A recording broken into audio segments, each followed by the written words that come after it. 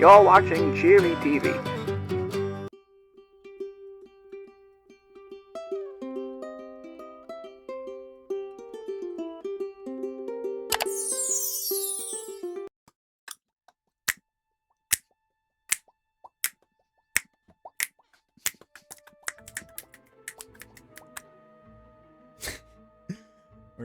We're not gonna leave that in, I don't think. Howdy everybody, and welcome back to Steam Freebies, where we are playing a game called Demon Bluff, which is, quite frankly, one of the best games I've probably ever played. It's just a bunch of, like, just social deduction, sort of riddling it out games. Have you ever played, Blood on the Clock Tower. I was trying to say Blood on the Clock Tower. I couldn't remember the name. The cards lie. In this single-player social deduction game, demons have infiltrated your village and disguised themselves as allies. Every card you turn over is either a friend or a foe. Can you see through their bluff? So you're essentially using the information that they give you to discern whether or not they are lying to you. And it is so much fun. I just played like 3.5 hours of it on stream. So go check that out. I was going to do a highlight reel of it for the Steam freebie, but I realized there's a couple other modes as well. There's an endless mode, which is fun and all it's right. And there's also a deck building mode, which is where you're slowly building up your own sort of refined set of characters in order to, just kind of get to the end. And then your choices matter a lot on which ones you choose. It kind of makes things easier or harder depending on what you pick. We're gonna go over this one today because I just tried this out. I was digging around with it a bunch, and it is so much fun. It is addicting. So, yeah, each character is gonna do their own specific thing, and we have to. At the very end, we're gonna be fighting a character called Puka, who corrupts some of our villagers, which means that they are going to not necessarily do what they're supposed to do, and they're also going to give false information because they aren't able to do what they're supposed to do because Puka's around. That's at the very end. For now, we get to recruit our characters. So we either get the Rambler, there's something, or the Slayer. If you select an evil character, you can kill it. Because you can kill things on your own, and it takes a lot of your health away, or you can have him kill stuff and things. I'm pretty sure he doesn't wind up taking a bunch of other stuff away. He's a funky fellow. We're going to take the Slayer. I like the Slayer a lot. I didn't mean to do this, but he's in the back now, just watching us. The Empress learned 3, so you can get to, it's going to tell you 3 characters, and one of those 3 characters is going to be evil. So we're going to take the Empress card. The Druid or the Witness. I'm going to take the Witness, so I get to learn if someone was affected by an evil character's ability in any way, and it'll tell me how. I can try to figure out how. We're going to take the Enlightened, who will tell you if an evil person is closer clockwise or counterclockwise to them. This will probably screw me over because I'm really bad at remembering that sort of stuff.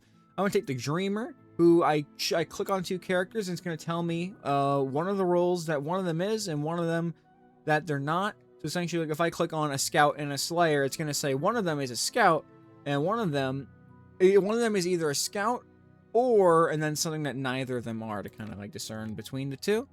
And then I'm gonna take we're gonna take the Rambler anyway, because he's just a strange fella. What is happening? Go away. There we go. Okay, so we have a minion on the field here. So this is just a standard enemy. They're going to be disguising as one of our people we just drafted to our deck, and then they're going to give false information. So right now we have the Enlightened. The Enlightened says that the things are clockwise. So if I click on this, if I hover over him, he shows the arrow. So he's saying something is closer to them clockwise than they are counterclockwise. So this guy could be evil. He's saying no character was affected by an evil, which could be true, because again, these are the only things that he can actually look at. He can't tell you that there's just no evil person. And since this is a standard minion, it's probably correct. So this guy's probably wrong. 4 was affected by an evil person. There is no one who can affect him, therefore he is lying. Get him out of here. Move on. Go away. The Lover's very good. And also with this mode, the less cards you reveal, the more money you get to purchase more characters for your roster. So we're going to take the Lover as a free card. This tells us if there is 1 or 2 evil people adjacent to the Lover. And now we can purchase one of these if we want to. I'm not going to. I don't want to overwhelm my setup here. They're saying there's no evils. They could be lying. He's okay. So there are some interesting things happening here. So 1, 2, 3, 1, 2, 3. He's basically, if both of these are correct, this one has to be evil. And they're kind of saying, hey, 6 could be evil. So there's three people saying that 6 could be evil effectively, because he's saying that there's no evils here or here. So I can use little markers. So if they're correct, that means that this person and this person are good. And if this person's good, the closest person to them counterclockwise to be evil would be this person right here. So to save some money, I'm just going to go for the stab. Oh, baby, that's good. Okay, if they were lying, things could have been pretty bad. Because if they were lying and this guy was telling me that the lover was evil. But you have 10 health here. And I can get either...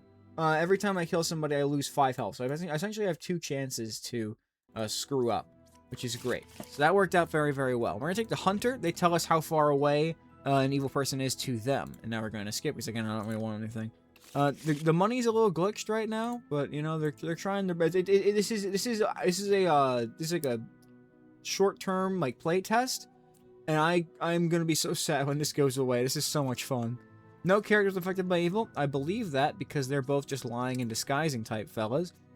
They are 2 away from the closest evil, so assuming that we can believe the poet. Do I even have a poet? I didn't take a I took a poet apparently at some point. The poet gives us random information. But the random information, as long as they're not evil, is always true. So it looks like they were telling the truth, because again, they cannot be being affected by evil. So the witness was a liar, which means this guy is probably safe. They cured 2 corrupt. No, they're both evil. Because corruption is only created by certain characters here. So none of them can do it. So that was also a lie. So that freaking poet just sniped both the bad guys. It's kind of crazy. The knight is my favorite. Because if I'm going to take the gem crafter. Because they just give me, for sure, 1 guaranteed good character. Assuming that they're telling the truth. What I love about the knight, if I can grab the knight, 8 is evil. They're saying 8 is evil. Enlightened. So the closest evil is equidistant. That means it's either this guy and this guy are evil, this guy and this guy are evil, this guy and this guy are evil, or this guy and this guy are evil. Considering there's 3, I think we can guarantee that they're not talking about either of these. No, but their stuff is unhelpful. And also, if they're lying, then who the hell knows? If this person is actually evil, then it could literally be anything. So one of these 2 is probably a liar, unless this is something bad. 1, 4, and 7 have potential to be evil, assuming they are telling the truth. You go to number 2. You just spent an hour a day just making myself sneeze. That's fantastic. Good for you, pal. There's only 1 pair of evil, says that poet. We have a bombardier, which is if we attack it, if we kill it and he's not evil, we just outright lose. However, we're fighting characters that we have not seen before, so let me explain these. The puppeteer is on the field, so they're essentially taking over a villager. They become evil, so we have to kill that villager, even though they're giving us correct information, because that villager's not lying to us, but they are a puppet to the puppeteer. So if we find the puppeteer, then we will know that someone next to the puppeteer is also evil. And then the chancellor here will spawn adjacent to an outcast role that they've changed one of our villagers into one of these outcast roles, which are the yellow ones. The yellow ones are not necessarily part of the village, but they are here, and they're here to have some fun. So the chancellor is going to be adjacent to one of them. So the chancellor could be here, or here. Basically, one of these 3 is probably the chancellor. Now, let's keep reading. 1 evil is adjacent to me. Could be this one here. I'm willing to believe it, but let's see what 5 is. 5 says, I am 3 cards away from closest evil. So they're saying, I mean, a lot of things on the field right now are saying the number 8 is looking pretty sus. So, but I mean, let's see what everyone's got to say here. Number 2 was affected by an evil. If they were affected by an evil, then that essentially means that... well, no, they couldn't have been, really. Oh, no, they could have been, because they could have been the villager turned by the chancellor, which means that the chancellor is probably right here. Nope, they're not there, which means, assuming he's telling the truth, the chancellor is here. Okay, the chancellor is there, which is great. So now we know that 8 is actually good, so we can mark that on our list, which means that since they're equidistant, this guy is probably also evil?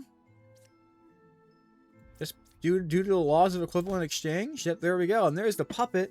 And in order for the puppet to have been there, because they're saying they're equidistant, that was 2 and 2. Those were the closest 2. That means that the next furthest one would have to be... So it's either between this and this or the puppeteer, because we know from Enlightened, we know it's this one. Get him out of my house. Get lost. Bozo. we're taking the Oracle. They tell us 2 characters, and they tell us that one of them is a specific minion role. So let's say they choose 2 and 3, and one of them is a Chancellor. One of them is a Puppeteer. Yada, yada, yada. Oh, but they only give us 1. We're going to take the medium. They just give us, then once again, just give us another good character.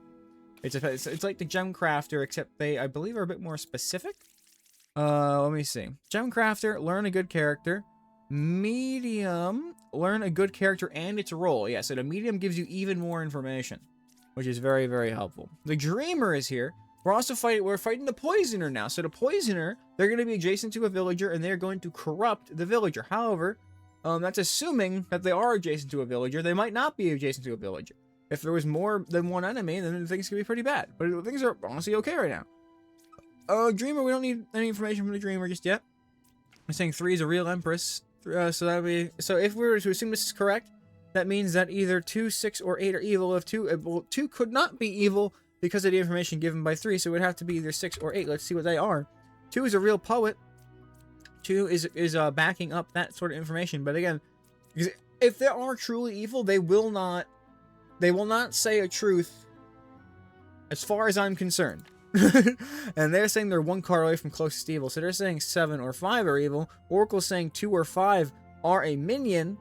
So 2 or 5 is a minion. And now Empress is now saying that either 4, 6, or 7 are evil. Let's see what number 4 is. Number 4 is also backing up the fact that 2 is good. So how many people... We can also have a draw mode. I love draw mode.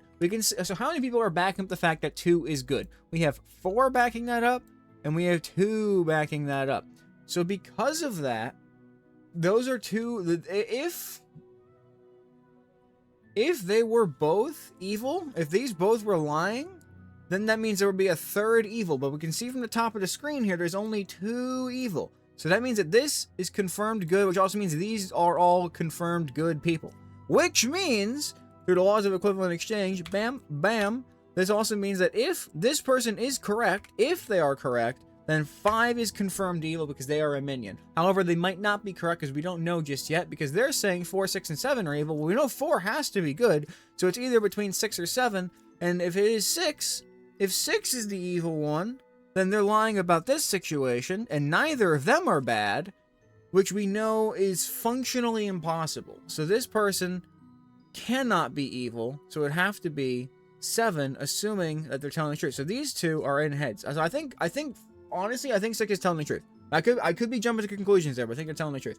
And then between here, 2, 6, and 8 are evil. We know 2 and 6 are good, so honestly, assuming this is the situation, that means this person is evil. But I don't think it is, because if this person is evil, then that means this is a lie, which means it's neither of these, and it would have to be this one, but they just told the truth. So, well, actually, we still have we still have a whole other card, and we still have the Dreamer's ability. So let's stop assuming things here, but we know for a fact that these 3 are good. Number 9 is get him the fuck out of here. Dreamer. So if we use the Dreamer here, we can learn a role that among them and one that isn't. So let's take 5, and let's take 6. Why does it doesn't work sometimes. Sometimes, I gotta be honest, sometimes it doesn't work exactly. So between them, there is a Hunter and an Empress. So there is only a Hunter or an Empress, not and. So one of these people is lying. So one of them is suspicious. So now the fact is, who is the liar? And I have to be honest. Okay, well, here's the thing. If this is a lie, then that means that this is but okay, if this is a lie, both characters are good. If they're lying, that means both characters are good, and these are the bad guys. It means this is good, and then this person has given some correct information, and this person cannot give correct information because only one is evil. So that means that this person has to be telling the truth, which means that this person is evil. And because they're evil, it's between... So they effectively told the truth, then which means this person is also lying. This person has to be lying. And between 5 and 6, so we do have a Hunter there. So the Hunter is true. The Hunter is correct because they have just backed that up. They backed the information up. They could have been evil. I kind of played off of some potentially false information, but you know what? Things worked out in the end anyway. There's only one person on this board that has not been confirmed true, and it's you, Empress. I'm so sorry. Get out of here. Get bent. However, yeah, so the poet over here, their information was a lie, but I didn't even pay attention to it because I didn't need to. Like I didn't think about the poison at all, if I'm being completely honest. I kind of got lucky in a shot in the dark there, but they already confirmed this person was good. So, get out of here. I wouldn't. I was false information. I probably would have actually gotten it a lot faster if I had noticed that was false information, even though they've just confirmed it, because that means the poisoner had to be there or there. So, yeah, interesting stuff. But it's okay because we made it. Everything is good. We're up to the last one, and now it's either between Knitter, Fortune Teller, or Professor. He's a Knitter! I'm gonna choose a Knitter because I like Arthur. And now we have a Bard or a Bishop. We could also gain +1 health, so you can technically get a 3rd extra life. However, I do not have enough money for that. So we're just gonna skip. I don't want to overflood. So now we're fighting Puka, and Puka's gonna be corrupting our stuff. And that's not just Puka; it's also a witch and a twin minion. So the witch is interesting because they tell you that you cannot reveal the last card. So you can still gain information off it if you have certain abilities, but you cannot flip that last card once you get there. So the Dreamer is here. The Hunter is here. The Hunter, assuming they are correct, they are saying, assuming they are correct, one of these are evil. So you gotta be careful with 5 and 9. Let's read 5 and 9. They're saying there's no evils against them, whereas 5 is saying nothing. Let's spin the dice here. Hunter or a witch. Assuming that this is the Hunter, that cannot be the witch, which means that is the lover. But then that would kind of contradict this information. So I'm not inclined to believe this person at all. I'm not inclined to believe them in the slightest. And we can back that information up by asking for the exact same stuff. Twin, minion, or witch. So they're saying there's one or the other. This is interesting. This is actually really interesting here. So, between 2 and 9, there is a twin minion or a witch. So, no matter what, one of these people is evil. Assuming one is telling the truth. There are 3 people lying to us right now.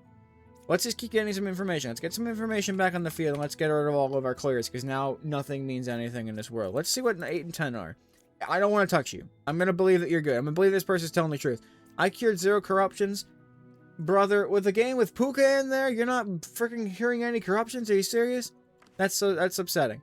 You're 5 cards away from corrupted character. That is true. They could have just been corrupted, and their stuff is lying because of that. So they don't have to necessarily be evil to be giving false information because of Puka here.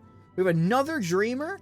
We can only ever have 1 Dreamer out of the time. There is a character called the Shaman that is a minion that can give you 2 of the same person in the town. However, with 3 in the same town, that's fundamentally impossible without at least a doppelganger, a drunk, or a shaman. So this is 2 of these Dreamers is actually just lying to me right now. So that's interesting to note. Whereas now we have here saying 6 is the real Dreamer.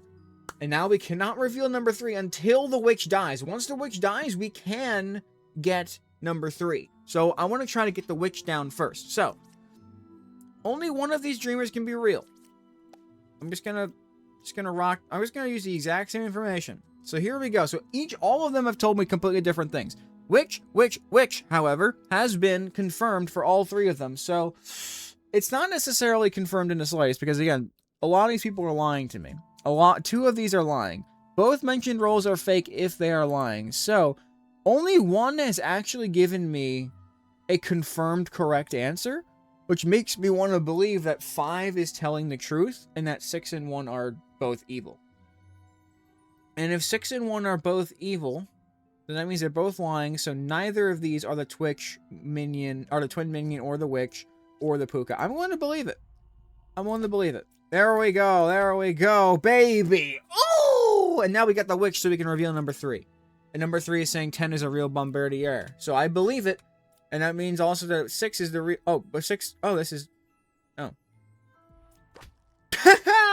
Because they said some lies to me, baby. They said some freaking lies.